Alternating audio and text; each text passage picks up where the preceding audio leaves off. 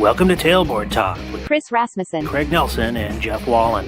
Every month we explore different topics of interest to you, our cohorts in fire and emergency services. So whether you sit back and listen, sound off on the message board, or call in live to be part of the conversation, we welcome you to join us in our mission to improve the fire service for those we serve and those we serve beside. Now coming to you live from the Great White North, this is Tailboard Talk on Fire Engineering Talk Radio.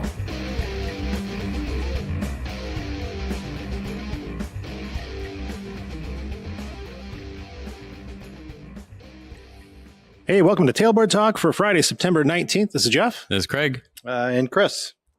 Yeah, it's still warm up here in the Great White North. And if the breeze isn't blowing, then the mosquitoes will try to fan you off and cool you down if they can. But they usually torque me off. It's the season, right? So a winter jacket in the morning and shorts in the afternoon, and then kind of go back and forth. We kind of got a little taste of winter earlier. It was last weekend, late last week. Yeah. Kind of dipped down into the 30s and 40s, and then now we're back in the 80s. Right. Yeah, boy, tell you, I had a little bit of frost on the other side of the driveway out the field, you know. You betcha. Yeah, just Frost a little. on the pumpkins. Not frosty enough to get rid of the mosquitoes. So No. We need a little more. Yeah. That's good. What's new, Jeff? Oh, let's see, You gonna air all your issues? work-wise, it's budget time, so we're working through our plans for 2026 and trying to build support and consensus and move forward. Sure. But we're all in a growth mindset in Moorhead, so we're talking about what's the right kind of growth for us and what can we afford today. And so those are good conversations to have, even when they're difficult. So cool. Absolutely. Yeah. And how about you guys? Nothing. Yeah, nothing at all. Nothing right. at all. Well, if you get the chance, go out to FDIC and we'll talk to you all again next month. No, we were fortunate enough to have a public safety sales tax passed last year. And so that took effect this year, and that money's starting to come in and the plans for it. And that's allowed us to hire some additional personnel and make some additional promotions and that kind of stuff. So it's been really good for our organization in a lot of ways. Future planning with some more. Yeah. Yeah. Not depending on the mayor. You know what I mean? So that helps. Oh, sure. Yeah. And our accreditation is moving forward well, too. Oh, good. We just had ours, so I don't want to talk about it for another 3-4 years. Yeah. Oh, yeah. We still got that road ahead of us. Oh, yeah. Still working on PIs and all that. But again, that's also good. It's great that we are talking about trying to have plans for the future and assessing where we're at and where we should be going. So that's nice. Yeah. And since we're out of things to talk about, maybe we should bring on a guest today. That's like usually a great the time. idea. Yeah, the time we like to do it. Not that I don't like talk or hearing Jeff talk, but Budget talk. yeah. Well, Boring. yeah. That was going to be my whole topic next month. So, okay, great. Well, Eric, you've been with us before, but why don't you take a moment to introduce yourself and let everybody know kind of what your story is? Thank you again for having me. It's always a pleasure to be here. My name is Eric Rossoff, and I'm this a small company called the Career Survival Group. And what we focus on are those code of conduct issues that are unfortunately getting in the way of people's careers frequently across the country, specifically related to fire service. So in your intro, as fascinating as it was talking about budget and all the things that when you first signed up to be firefighters, you didn't think anywhere was going to be on your radar screen, and now consumes a significant part of your day because you're in leadership roles and strategic planning. We start to find out, right, that what's the movie line? No bucks, no Buck Rogers. And we have to have a budget, and we have to do strategic planning, and we count on people like yourselves to look ahead and what's next and what are we doing to set up the next generations. And I like to think kind of what I do, that what I bring to the table is helps you along the way, because Chief was talking about tax, that you got a new tax base. And that is an unbelievable indicator of how much respect you have in your community. And one of my issues in the newspaper about a code of conduct problem, a predictable code of conduct problem, all of a sudden derails that entire effort. Right. And I know you all know that. And when we're talking about budget, we can't talk about budget without recognizing a labor group that goes out every day and does an incredibly dangerous job that other people can't do and earns the respect of your communities. But the labor group also understands that if we're going to go and say we would like to have compensation, equal to those around us and what we're doing, one bad story in the newspaper for them derails that effort too. So, in our previous conversations, we've talked a lot about the focus, as it should be, on operational aptitude and operational safety.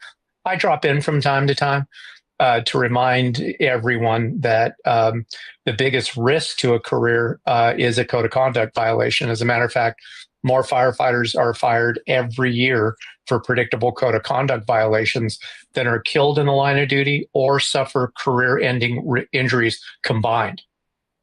And one of those issues creates long-standing, can be a generation for your agency to overcome. I want to underscore that statement that I just made, though, recognizing what today is as 9/11, and that, talking about an issue like this under the umbrella of sacrifice, as we've recognized, I want to take a moment and just perspective that a little bit. But also look at where we are today versus where we are back then, and the pride and, how we marched together, after 9/11. But one of the things I talk about in my classes now is when it comes to code of conduct issues, that it's essential that we remember that you don't have the post 9/11 jury anymore. The post 9/11 jury loved fire departments, and it didn't matter what you did in a fire station, as long as you were doing that hero stuff. Hey, boys will be boys. And that post 9/11 jury's gone now, and the sentiment that we had and maybe allowed us to get away with some of the shenanigans that we used to get away with for a little bit longer time before we started to address them have led us to some of these issues. So the way that I would put it is we're never, ever going to forget, sacrifice that people have, but we would be fools if we don't learn lessons. And one of the lessons is the inside the station behavior expectations have changed significantly, where the go do your job expectations have always been the same. I hope that makes sense. Makes a lot of sense. Yeah. I want to thank you for joining us, Eric, and also wanted to make a note to the listeners. If you're not driving, maybe grab a pen and paper or electronic device and take some notes. I'm going to be on my phone taking some notes because I remember the last time we talked, you went through the 5 things that are most likely to end someone's career, and I wrote down the 4 and I missed the 5th. And so, but again, for any of our listeners, there's going to be a lot of good information in here. And so, if you're sitting listening and able to talk or take notes, I would highly recommend it, because that's what I'm going to do as we go along here. It's very important this is an important topic, I think. And the 3 of us are heavily involved in hiring individuals. And even in the beginning, I give the speech that you're a firefighter 24/7, every day of the year. And I always use the example, it's not battalion chief, or it's not Chris that gets a DUI, it's battalion chief Chris that gets a DUI. If you get in trouble with the law, it's Fargo firefighter battalion chief Chris that gets in trouble. That's what's in the news. It's not just my name, So I preach it from the beginning, and we talk about it all the time. But as we all know, things come up, and that's why we've been lucky to have Eric out at our station and talking to our guys. And it's a good reminder, and I appreciate you being on tonight, because we need the reminders often sometimes, depending on what. I'm sorry to interrupt you. I just saw a headline that it was a DUI checkpoint in Southern California. And there's no way that this makes the newspaper, but a firefighter got arrested. Right. And so that's now in the local firefighter arrested in DUI checkpoint. There's no doubt in my mind, had it not been a firefighter, they still would have arrested maybe 7 people, and that wouldn't have been anywhere in the newspaper. But because it's a local firefighter, it makes the newspaper. No, I understand completely. I'll give you a personal example. I just got off shift one morning, and I'm used to racing around town in the red pickup. Got in my personal car and went a little too fast down the road. Got pulled over by a local police officer, and he ran my license, came back and said, "Have a good day, battalion chief," and gave me a ticket. So they know, you know what I mean? I still got a ticket. So we'll talk about that off air someday. But yeah, I mean, he could look at my, obviously it popped up on my record when he ran my numbers. So, But and I don't ever bail it. You guys know my background's in law enforcement, so I'm going to say just sign the ticket. I did. It's not. Yeah, I did. Trying to keep my name out of the paper, So Well, this is a good way to keep it non-public. So,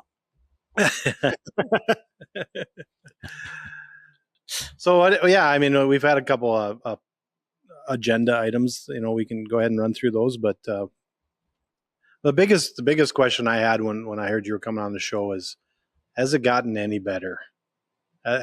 Or is it just going to continue, or has it gotten worse, or what are you seeing out there? I think what is happening is there's a balance that comes from knowledge. And when I talk about knowledge, not locker room knowledge or like kitchen table knowledge, but I think more and more as leadership is emerging and understanding the risk that across fire service, the profession, leaders are seeing the need to adequately address the risk. So I'm going to say there's a balance and maybe a shift. We're kind of chasing the new trend now, but I do believe that we've gotten in front of some of these trends. Like social media is not a big a deal as it used to be. Right. But we have to go back to, like, let's say the events surrounding George Floyd were the flashpoint of social media. If the landscape was littered with firefighters and police officers related to social media. Well, now we figured that out. And we've written policies and we've trained and we've gone beyond the, kitchen table. They can't touch us for this, to now there's some reason and people have figured it out.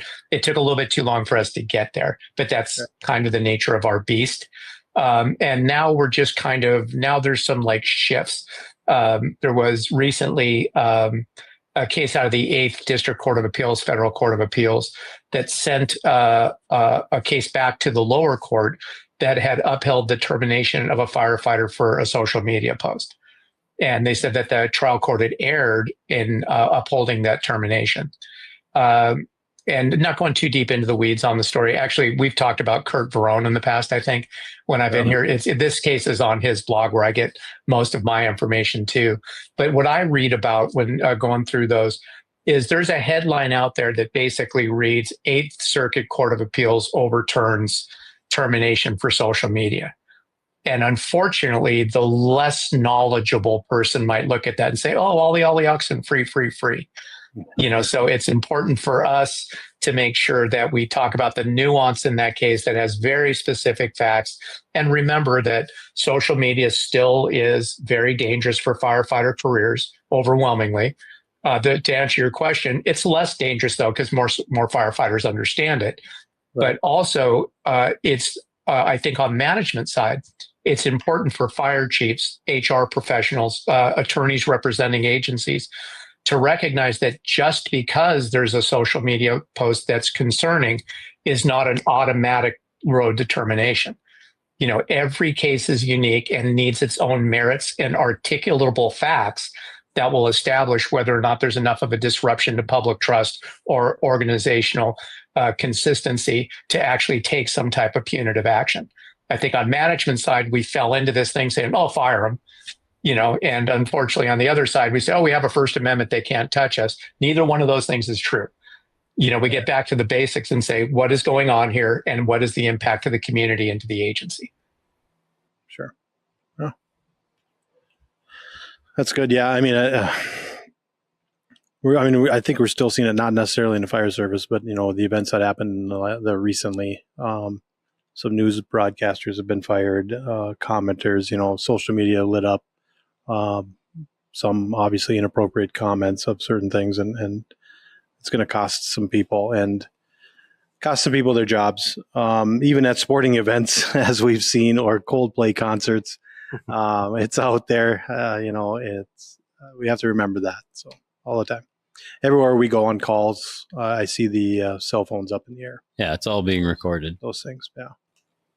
Yeah, there's nowhere that you're at that you're not on camera. And I may have shared this in a previous one of our podcasts, certainly at the class, about the firefighters that got caught on the Ring doorbell with a litany of homophobic talk. And that's going to be a career ender. I mean, generally speaking, it's going to be a career ender. But I think especially at your level, our level, the larger discussion about trying to make it better is that what you get faced with at the chief's level is when you go to take some sort of punitive action against those firefighters, and they look at you and say, "Hey, chief, I come to work every day and I sit at the kitchen table, and the officers in the room are using exactly the same language at the kitchen table. So is there a double standard here? And they may think that that's helping them get out of trouble, which it's not. What it's really doing is pulling one of your officers into an investigation. But the thought shouldn't be missed that maybe if that officer was living up to their expectations and shutting that language down inside the fire station, there might be a direct correlation to what those fellows are doing outside the fire station, because we establish consequences for language. Exactly. So if there has been a switch in trends in the last year to the things that are kind of front burner items that will get people in trouble, what are you seeing? It's money. 100% it's money. Anything to do with your pay systems. There's a couple of reasons for it, Chief. Generally speaking, what I see follows trends. A few years ago, right, states started legalizing marijuana, and firefighters got fired for smoking marijuana on duty. It's so silly, but I don't think any of us saw. I like to think I get in front of things, but there's no way I could have figured that maybe we just should have set a memo out saying, "Guys, I know it's legal, but you can't take a bong hit in the kitchen." It's kind of like that silly, what you read about. But if a community, if a state legalizes marijuana, I guarantee in that year I will read about at least 7 firefighters in that state that will be terminated for smoking marijuana on duty. Now, for money, there's scandals. There's been 3 or 4 significant scandals across the United States from large agencies where money systems have come into play. People are manipulating money systems. Some of it is sinister. It's with intent. It's the normalization of deviance.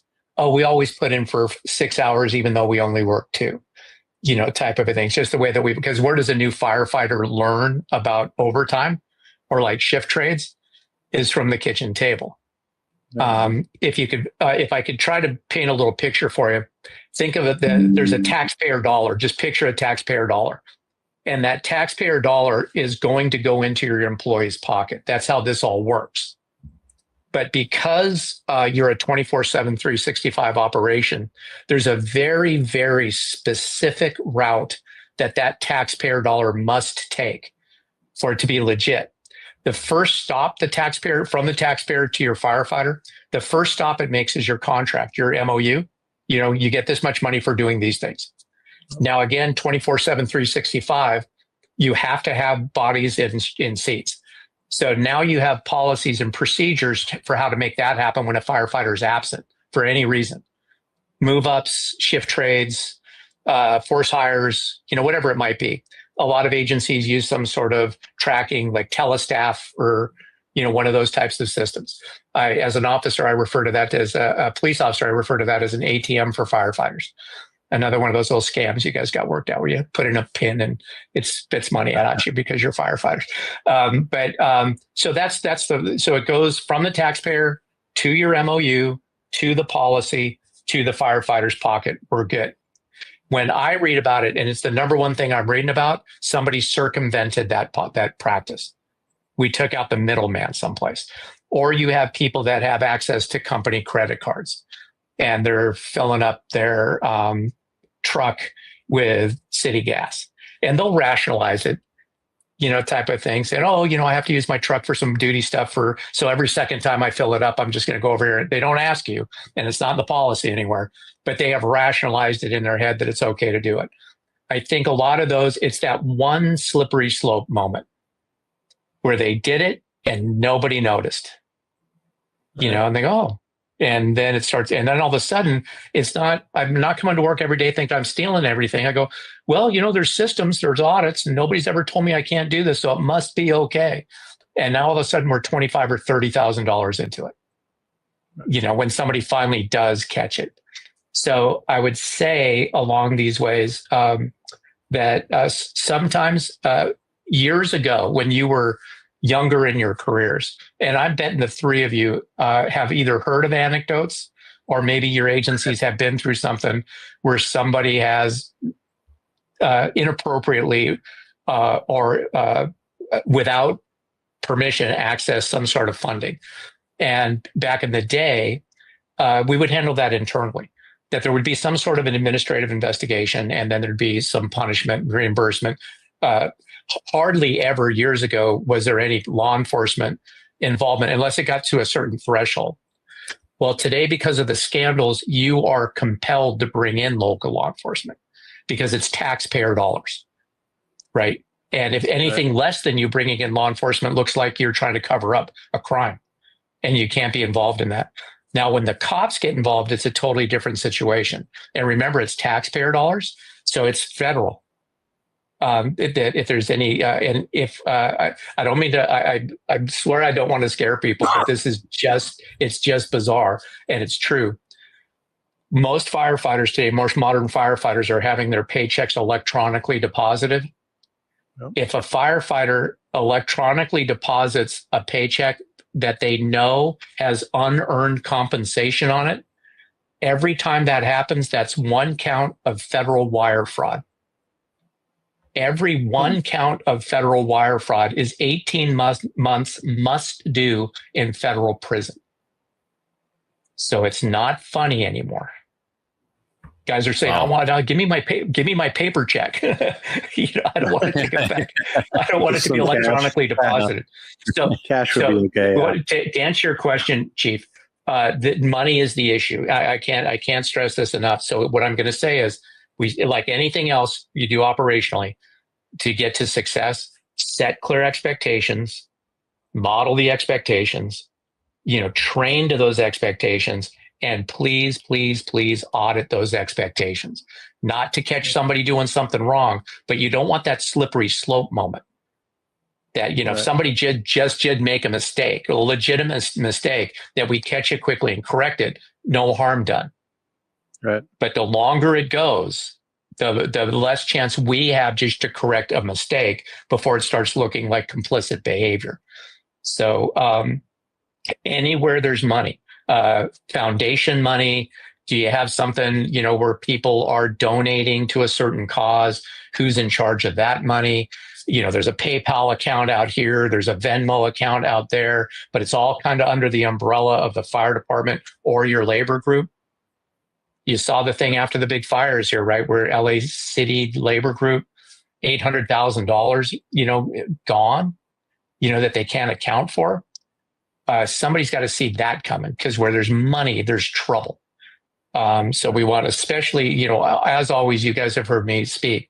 The last line of defense that you have in this is the company officer in a fire station, every single time. So when I've heard these stories before, it's I'm looking at telestaff and I can say, oh, I'm going to get force hired. I can't work it. I've tried everything I can do to work out a trade, and I can't work out a trade. But I know there's that one guy that'll work every minute of every day if they possibly can.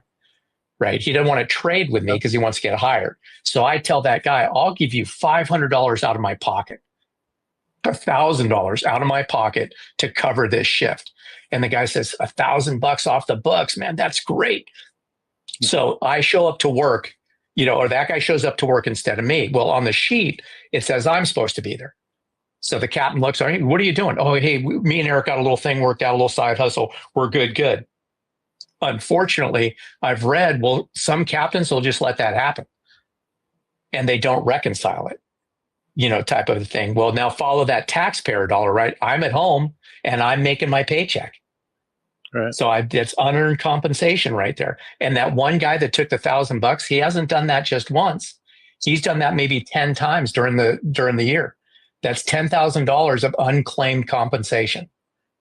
You think the IRS has some interest in that? So when the cops get involved, they'll come into your agency. It's not just that guy. When they come into your agency, they bring an auditor, a forensic auditor that goes through 3 years of every dime that has ever gone out to any firefighter, right? And it's that the one guy that, the people that were doing something wrong, they're in big trouble. But now you've got a lot of collateral damage on your desk. Well, what about these guys? And what about these guys? And it opens up that big old can that we just don't want to deal with. I know this is real spooky, guys, but you asked me the question. Money, Right. money. It's is what we should be focusing on right now. That's just interesting to me because I wouldn't have guessed that. I mean, we've talked about some of the other big ones, so it's very good to hear that, and I think the timing is very good of that. Just because that when we know what we should be looking for, what we should be watching for, we can start to address that stuff. Yeah. And I mean, we do touch, like in our academy, we do touch on that kind of stuff. And I just saw a podcast recently talking about some of the signs to look for when your people are struggling financially.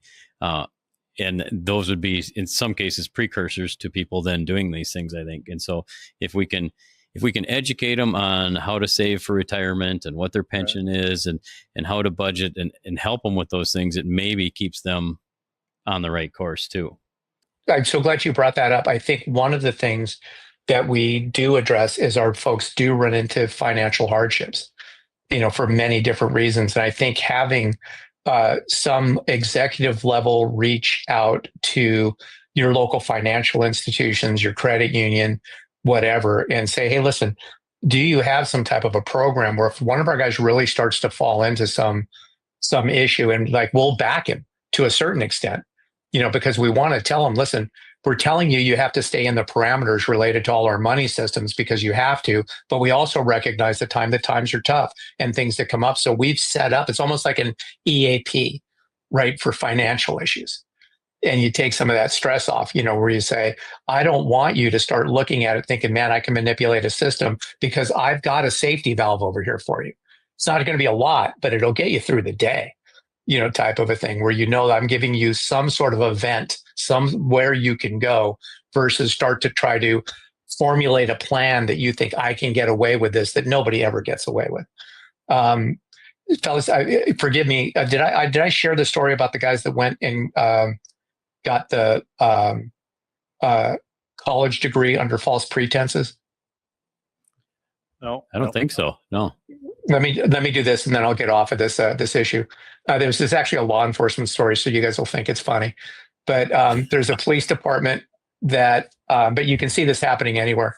There's a police department that they have a stipend for a credential for a bachelor's degree, and a little bit higher stipend as for a master's degree. Well, there's a ranking officer, a sergeant with a police department who does not have a bachelor's degree.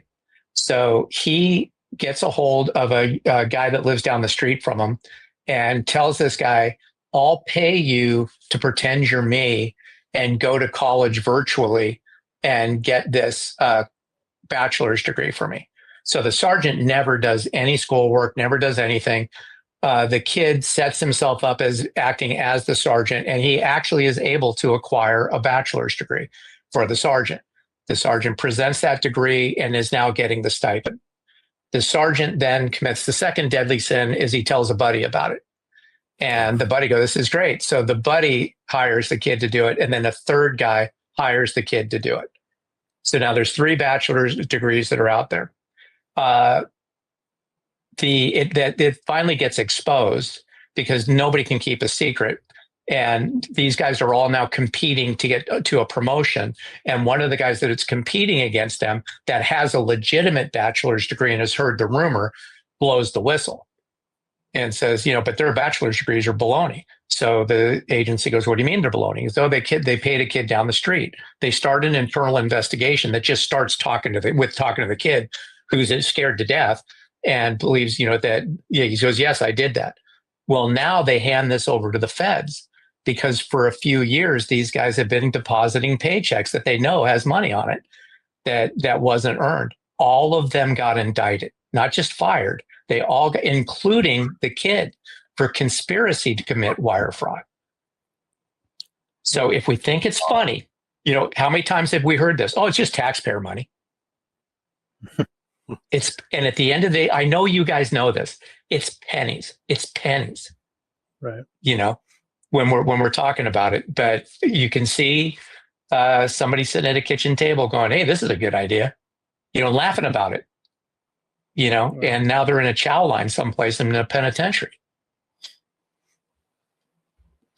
Wow. Okay, did I scare you enough with money, guys?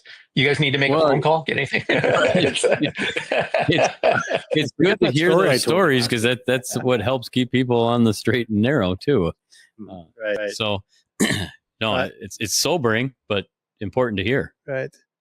I don't know. My biggest difficulty as a supervisor or a leader like that is my brain doesn't work that way. I don't try to think of ways to scam things. You know what I mean? And I'm no angel. Let's be clear. But I mean, it's like my brain. I just don't think of that. I'm like, you need a bachelor's degree, then why don't you just go get it and get to work? That's the theory. You need more money. Well, then work more overtime, or your wife might have to work a little bit more, or something. Get a second job or do something if you need it. That's how my brain works. So you would think you couldn't trick me anymore, but I get tricked quite a bit sometimes. And that's the hardest thing I deal with is you think you couldn't surprise me, but I get surprised sometimes. Well, that was one of the things on the podcast that they talked about to look for as supervisors. And it had never crossed my mind before, but they said, watch for your biggest overtime workers, because if they're in financial trouble, a lot of times that's why they're working so many overtime hours. Right. It doesn't mean it's a direct correlation, but it's one of those signs to look for. And that never crossed my mind before. Like, we should kind of keep an eye on who's working lots of overtime, and are they doing it because they have lots of free time, or are they doing it because they feel like they need to? Yeah, or a spouse or loses their job or something. Yeah, start picking up extra shifts. Doing those things. So I mean, I'm guessing 99% of the time it's all legit.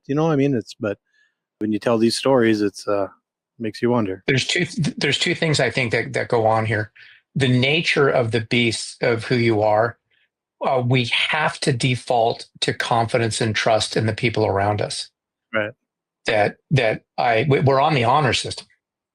And we should be on the honor system. We must be on the honor. And the people that we hire, we're talking about new academy class, they're worthy of that, or they don't get in the door, type of a thing. We're really good about it.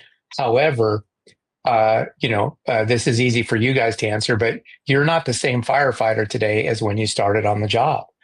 They said that how different are your circumstances? Remember the guy that says, I'll do this job for free? Where'd that guy go?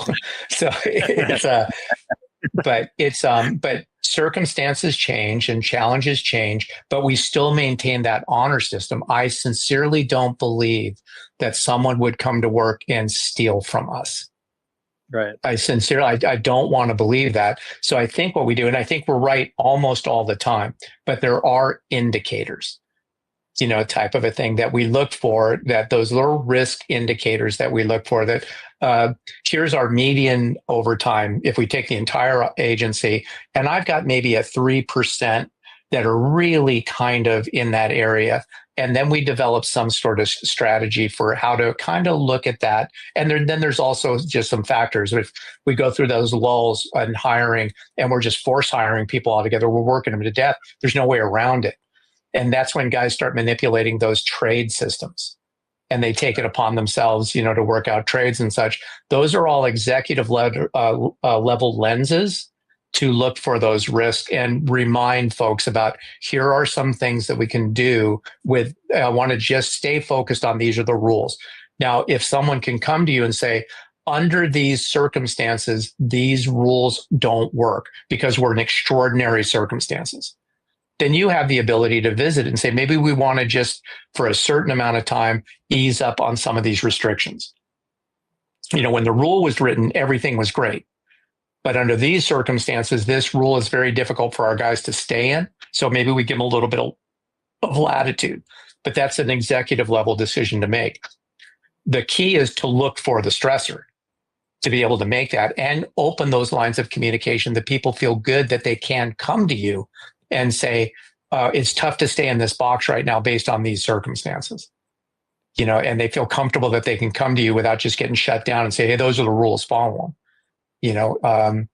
That's what you do. You're always looking for risks operationally, and what can we do? And I tell people this in my class, about, especially for the frontline supervisor, dealing with administrative code of conduct issues is the same as dealing with a fire, right? You're always taking in new information about the risk of the fire.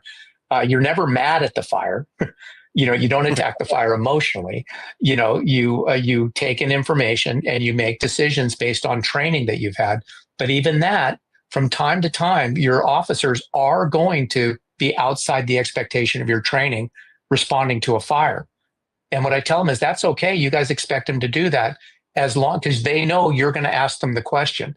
Why did you turn right instead of left there when the policy said you?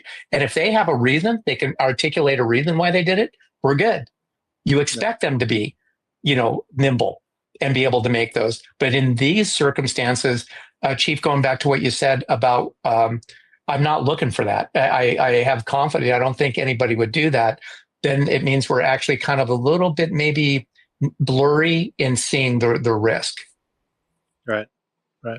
No, it's definitely one of the weaknesses I have. I have a tremendous amount of trust in people, and until you get burned, that's what. Then my trust goes away real fast. But I'm not looking for the bad. I'm always looking for good in people, and that's not. Maybe not. I need to be just looking, good and bad. Yeah, we don't get a lot of this, at any level coming up. Remember last time we talked about, there's nothing in the BC task book about looking for these risks, right? Type of a thing. And eventually, let's go all the way back. We said, is it getting better? I think captains and BC task books are starting. We're certainly catching up with things like PTSD, EAPs and the rest.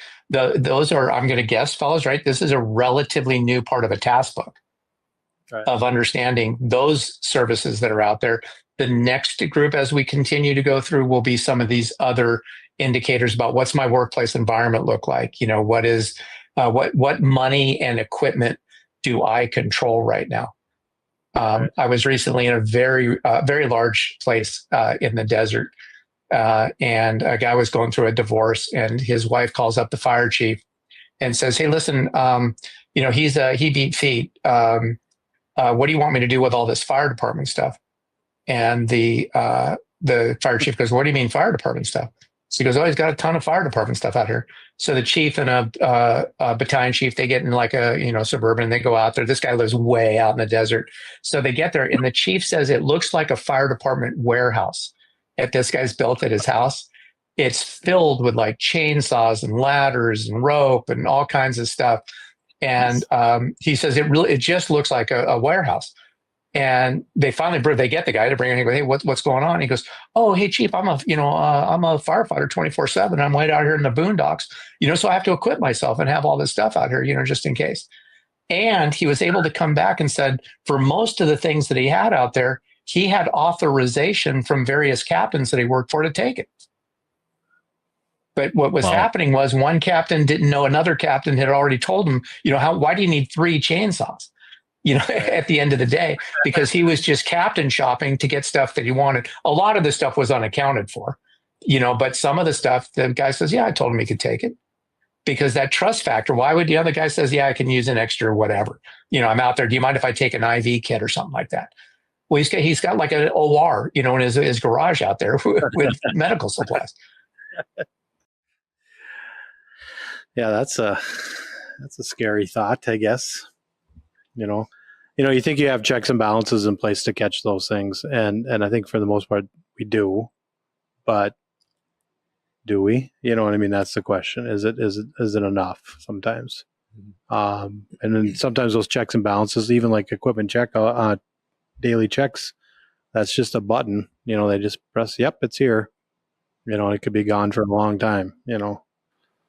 I'll tell you, in my world, if I was designing, now if we just had a white piece of paper that we could design all this, from time to time, a battalion chief would be asked, not to take a lot of time out of their day, but they would be asked to do some extra level of inventory for those key things that are likely missing.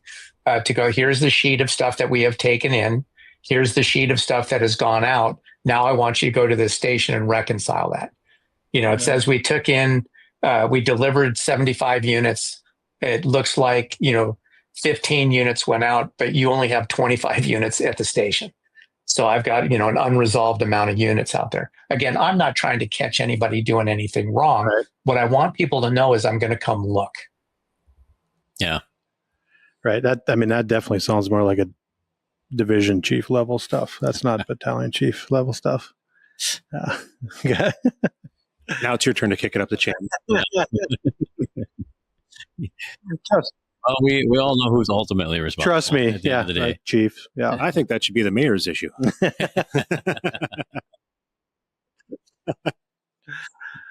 No, those are interesting things. I never thought that was the topic we were going to head down, and I'm glad you did, because that's definitely something that I'm not always looking for, is the monetary side of the job. It's you are right. The I do this job for free has been gone for a while, for various reasons. But and we all started out at I'm guessing very low incomes. And money was definitely tight, where I can see where the challenges would be, or an opportunity presents itself to help a person out a little bit. So my trust is still there in a lot of people, obviously, but keep an eye open or an ear open, those kind of things. Your perspective changes, right? Because we've been going, here I'm in Southern California, which is disaster central. So, we're at 9/11. So this is when I go through and I check my disaster supplies, et cetera. And we were joking that my first ever, disaster bin before kids was literally, it was like a bottle of scotch, a deck of cards, and some M&Ms, that was my disaster kit. But now I have kids, so it's robust. Time and taking it serious. We have a plan. I talk to the kids about the plan and all the rest. So when I was a younger man and I was invincible, it was easy, to get through that. But now you're the grown-ups, right, and you're responsible for a lot of people, so you've got to widen now. It's too quiet in the fire station. I got to go down and see what those guys are doing, type of a thing, because so we just have a different perspective at any given time and you know what, we'd still do this job for free. It's that guy, they're still there. That's still in there. But from time to time, it's my job to protect them from themselves. And I believe still 99.9% of everybody that we bring on are first-class people that deserve the trust and confidence that we have in them. But that doesn't take away the need for us to stay on top. They have to earn it, I guess. And how we help them do that is making sure that we're providing the right amount of guidance and oversight, to keep them, even if they start to stray a little bit, we can get them back quickly before too much damage is done. Right. I always tell them I give them a lot of unsolicited fatherly advice. Some people take it, some people don't.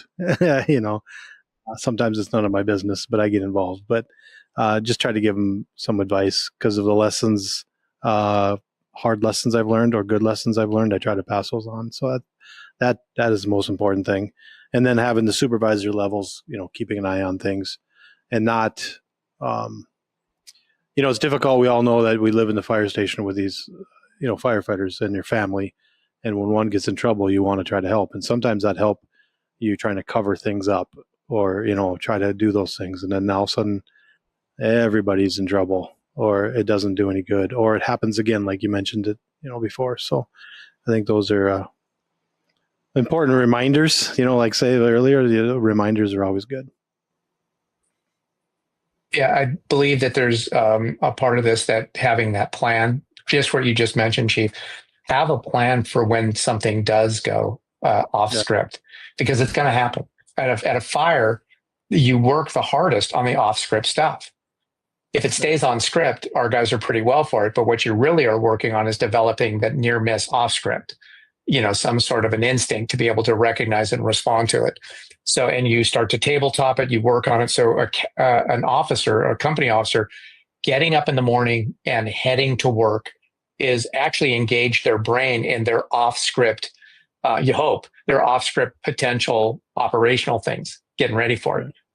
We'd like them to also start to engage their brain in some of the common code of conduct things that might be going on, because what that leads to is exactly what you said. This incredibly unique living, working environment you have is conducive to, I don't want my guy to get in trouble. Right. So I want to gloss this over versus if one of us is in trouble, let's tell the man as fast as we possibly can about it. Right. And let's minimize the damage about it. And what I'll say is, depending on where you are in the country and what the status of, labor groups may be, the plan should always include, if you think you've done something wrong and you might be in trouble for it, call your labor group immediately. Right. And ask them to advocate for you. Because if you go into a fire station and go, hey guys, back my play, I think we know, right? There's a pretty good percentage of guys that'll do that. And now, please understand, right? The modern investigation of any allegation of misconduct is no longer about the firefighter and what they may or may not have done. The modern investigation is who knew what when and what did you do about it.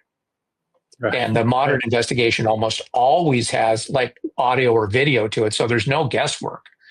So if I go into a fire station and go, hey guys, back my play, I'm pulling somebody into my problem. Right. And we want our guys to know that. Don't protect your guys. But you do have someone you can go to because it's incredibly scary. And that should be an advocate, an outside advocate who's actually, been selected by your own peers to represent you in these types of events.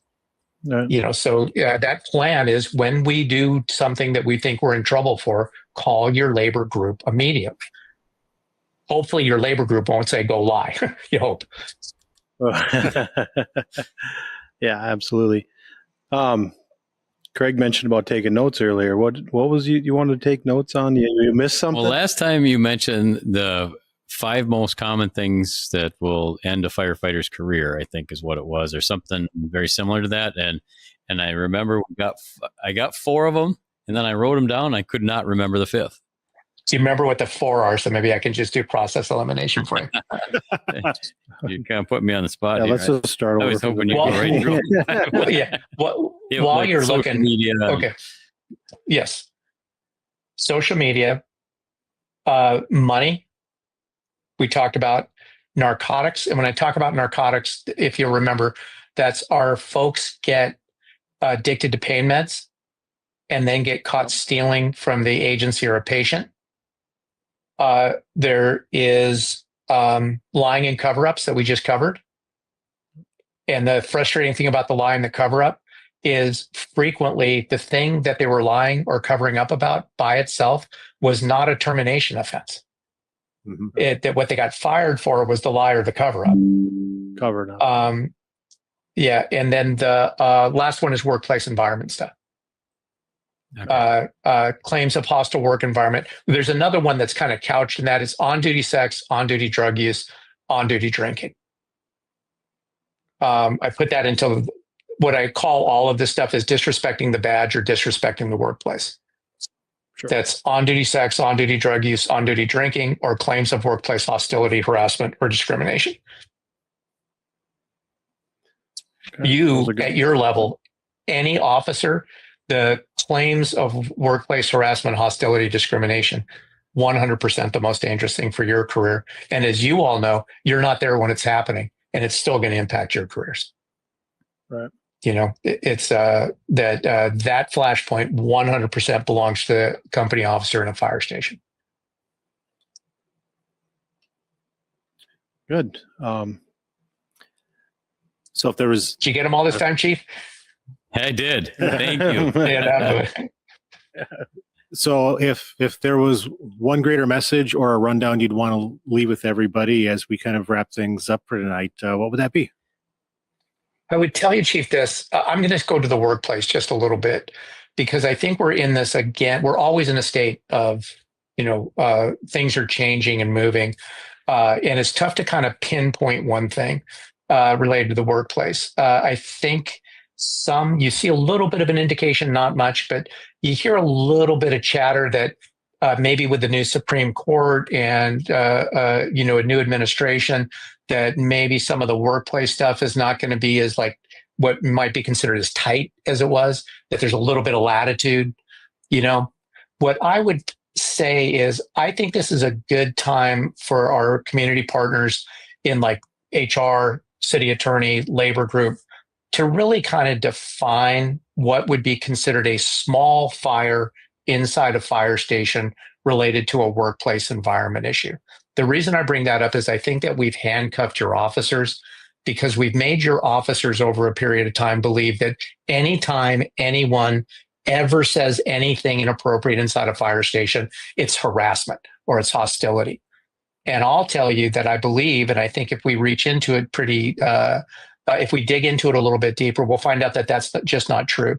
It's lore. And we hear, oh, did you hear that guy? He said boo, and he got fired, because somebody was upset about it. And that's the kitchen table thing that goes on. I can't even open my mouth in a fire station. And that's not true either. Whatever's happening in the world is happening at a kitchen table inside a fire station. And someone that says that we have to sanitize the work environment is a fool. I don't care if it's a fire station or public works, park and rec, or private sector. From time to time, somebody's going to say something or show something in a fire station or any work environment that otherwise would be an inappropriate statement. It's going to happen. And I think we should be prepared for that at the appropriate levels. I think of the walkaway, Chief, is let's just get back to what the law says. And let's focus on that. And let's enlist our HR people and enlist our city attorney to give us some sort of true guidance of what these expectations are. All of these definitions are found in federal law. Federal law defines discrimination. Federal law defines harassment. Federal law defines what are frequently referred to as protected class employees. Those are all in federal law. Then each state can take those definitions and they can't make them narrower, but states on their own can broaden those definitions to include other people, right? Sure. If you open up federal law and you look up harassment, you know what the very first page, you know what the very first definition is they tell us what's not harassment. They actually tell us what's not considered harassment. And why do they do that? So your captains or officers inside a fire station can put out small fires because not everything's harassment, right? So, and it says petty slights, annoyances, and isolated incidents do not rise to the level of harassment, right? Don't treat them like that. We have to deal with them. There's still fires. And what's your captain's job operationally? Your company officer? Put out small fires. So we have to give them the tools and the motivation that when, I know nobody's going to answer this question, but I have to ask this question. It's rhetoric. When do you think the last time was that somebody might have used a derogatory term for a gay man in a fire station in the United States might have been?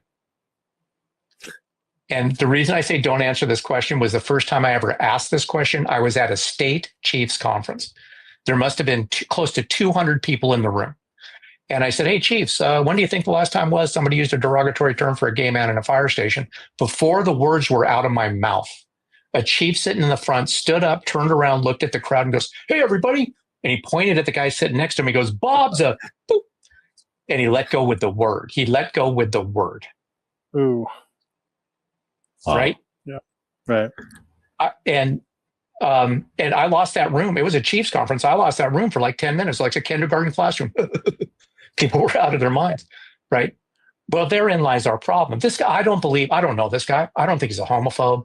I don't think he's a bad guy. I think he was a wit. He saw a shot and he took it because he's been doing it his whole career. But I ask any one of you, hey guys, is it okay for any of you people that work for you to use that word inside one of your fire stations? What are you going to say to me? No. Yeah, and that's the right answer. It is no. But is it going to happen from time to time? Yes. So what have we just established?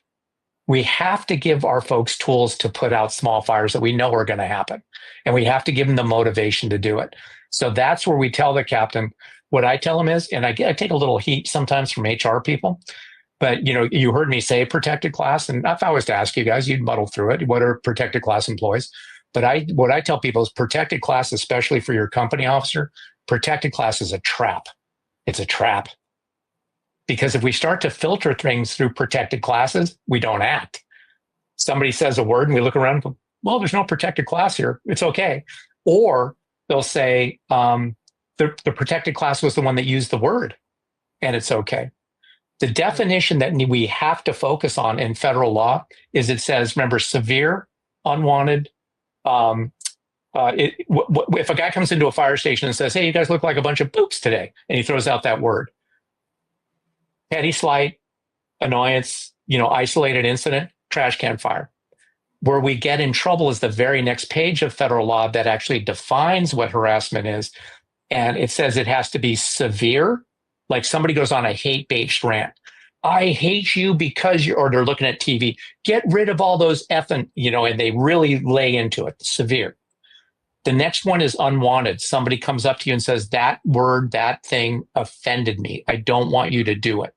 And then you continue to do it. As we all know, there's many reasons that somebody might actually be offended, but not want to share that with anybody in a fire station. But the one that kills us every single time is the last definition, and that is pervasive. That every day I come to work and there's a little fire and nobody's doing anything to put it out. And what's the definition of pervasive? Is that a reasonable person would consider that behavior, the aggregate of that behavior, abusive or hostile, not the reasonable firefighter standard. And remember, we don't have the post 9/11 jury anymore. That's the reasonable person standard.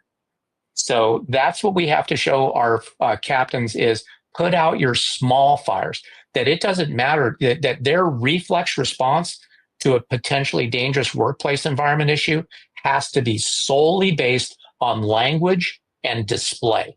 Solely based. That word, I heard it. It doesn't matter who said it, what the context was. I'm telling him to stop it right away. Right?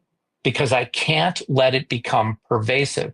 Because remember, I'm guessing you guys have been through this maybe to a certain extent. You're the last ones to hear about a lawsuit. And people misunderstand lawsuits. They think the lawsuit, when it's filed, they think it goes forward. A lawsuit doesn't go forward. A lawsuit goes backwards. Once the lawsuit is filed, it's 6, 7, 10 months, 2 years of a historical perspective of what's going on every day in the fire station at the kitchen table. And it's not very difficult to establish a pervasive culture. Because what's the testimony? I come to work every day. I hear the word. There's an officer there who never puts out the fire. Right? So what we want to do working with our partners is give your officers the motivation and the tool to say, I don't need a chief to help me with a small fire. This is a small fire. Eric, you can't use that word here. You have to stop it. All by itself, that's not an easy thing to ask a captain to do, right? Because the captain, as soon as the captain tells Eric, don't use that word, what's Eric going to say back to the captain? Really? With the stuff that comes out of your mug, Cap? You're a hypocrite, right? Yeah. We have to address that, but give them the tool for that too. Everybody gets to get out of hypocrisy free card here. If I tell you not to do something I'm doing, I'm a hypocrite. If I tell you not to do something I used to do, but I'm trying really hard not to do anymore, then I'm a parent. And all your listeners with kids know exactly what I'm talking about right there. So what we would like to do to wrap up, I went on one of my rants. I apologize. But I'm passionate about this. We're doing a disservice here to the captains because we're holding them accountable to a standard that we're not training them to. Right. To our company officers. We must give them the tools to be able to address these small fires when they come up and let them know that it's okay to intervene. You're taking all the fun out of the job. You're doing this, you're doing that. And I totally understand and I totally respect it. But here's what I would say to the company officers. We go through a lengthy lawsuit. The agency is going to settle it because there's no way that we can win it. A couple $1 million walk out the building. And now you're left with a decision that the reason that couple $1 million is walking out of the building is absolutely because the company officer didn't put out small fires based on what your policy says. That it was supposed to be going on inside a fire station. And I'll pose it to the company officer. If we kept on sending you out to small fires in the field and you refuse to put them out, how long would your agency let you work there? Not very long. If we go through one of these lawsuits and we find all these fires and $1 million, $2 million, $3 million just walked out and that tax money that you just got spent and we're never going to get another one of those because that's going to be in the newspaper forever, how long are we going to let you be a captain? Right. It's we must do a better job of training to this and preparing folks to have that reflex response with the idea. It's not a light switch by any stretch of the imagination. What this group of captains and company officers is doing under your tutelage is setting up the success of the next group of captains. So it maybe won't be as difficult for them. They'll have other challenges, certainly. But this is a transition that it's just unfair to hold these company officers in a fire station to these expectations without giving them any tools to do it or a clear understanding of what the fire looks like. All right, rant over. I apologize for that. Oh, that's good. Fantastic. Yeah. I thoroughly enjoyed when you came to our town and spoke to a pretty large group, with our supervisors and then probably some firefighters. Yeah, we had a lot of our supervisors in there. Yeah. Same here when you came to Moorhead. Yeah. So how do I think looking forward to getting back out there, fellas. It's live here. Eric Rossoff with Career Survival. Yeah. And how do people reach you? CareerSurvivalGroup.com is the easiest way. And I want to make an offer for the three of you. I don't remember if I've offered it yet. I am offering those. What I have is administrative code of conduct after action reports, where about once every 3 or 4 months, I send the agency a deck of just what we've been talking about here, just 1 page after action reports. And the thought is those land like at your level, at the executive level. And when you read them, you're looking at, do I have clear expectations, policies, training, that command level. But then what happens is you share them down the chain, so like the division chiefs will go to the battalion chiefs and let's talk about these. Where are we at managing these risks at the battalion chief level? But eventually they end up at the company officer and the crew sitting at the kitchen table for 5 minutes going over these things. And we're hoping it's kind of like an osmosis, like any other operational after action report, that they kind of read them and they're saying, hey, these guys over here got in trouble for this. These guys got in trouble. For you all and anybody that's listening, it's a service that I'm offering as a subscription, but I'll give anybody that contacts me 1 year free of that because I'm thinking you'll see a value in them and then you'll come back and you'll want to continue to get them. The other thing that comes along with that is if there's like a threshold event, like this 8th District Court of Appeals, I just send out like a quick kit to one of you at the executive level. Hey, just keep this on your radar screen. Here's some consider. So you don't have to wait for the after action report. If it's like a threshold, then you'll get it as soon as I have it. Okay, great. Standing. Good. Yeah. That's good. Well, I really appreciate you coming on and visiting with us tonight. I think it's great information. I think everyone out there that'll get to see this will take something from it exactly. And the people that are interested in more and having you come out, get a hold of you. Yeah, check out the website. There's a lot of good information there, and it gives you a feel for how your services work, what you're addressing. And tonight was getting a good feel of that as well. I appreciate it, guys. I'm serious. Get me back out to Fargo as soon as you possibly can. I had the most fun when I was out. I have to work on that. Well, we're going to try to make it happen in January, February when you can really enjoy it. Yeah. So. Listen, I'm kind of booked. I'm trying to get in between the mosquitoes and the snow, somewhere right in there. That 2 days that I can I was get going to out say, there. yeah, you got 2 days on either side of it. So We'll have more. We'll have Moorhead contact you and write the check because I don't want anything to do with any money involved in the fire service. Yeah. Listen, for January, I'll pay you guys to come to California, and we'll make that. That'll take care of that. That sounds like All right, hey, fellas, and I'm sure it's above board. All right. Hey, very good, Eric. Thanks for joining us. And everybody else, thanks for tuning in. And we'll be back again next month. Another edition of Tailboard Talk on Fire Engineering Talk Radio. All right. Good night. Be safe. Sincerely, guys, thank you so much.